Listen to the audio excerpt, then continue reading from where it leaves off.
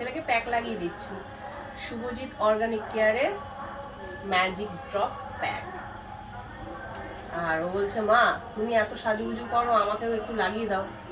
ঠিক আছে চল, তোর মুখে অনেক ট্যানও পড়েছে, এই যে ট্যানটা আছে ট্যানটা রিমুভ হয়ে যাবে, স্কিনটা স্মুথ। হ্যাঁ স্মুথ হবে, এতেই হবে। তবে একদিন করলে তো হবে না, নিয়ম করে করতে হবে। নিয়ম করে প্রতিদিন?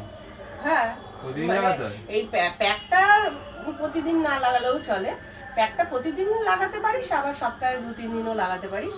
কিন্তু ওই যে ফেস ওয়াশ, টোনার, তারপর ম্যাজিক ড্রপ সিরাম, তারপর সানস্ক্রিন, এগুলো লাগাতে হবে। বুঝতে পারছো? শোনো, আরে কি হচ্ছে গো সকাল থেকে আওয়াজ? সঙ্গীত কাপ। কদিন ধরে হচ্ছে রে? 3 দিন হবে, রবিবার অবধি। কি সুন্দর লাগছে। আবার এটা দেখে অনেকে কমেন্ট করবে, ছেলেরাও আর আজকাল এইসব লাগায়।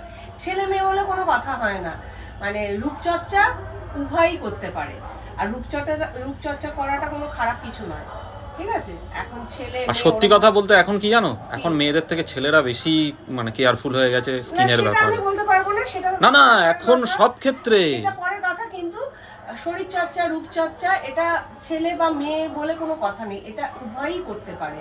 সৌন্দর্যটা নিজের ওপর, তাই না? একদমই তাই।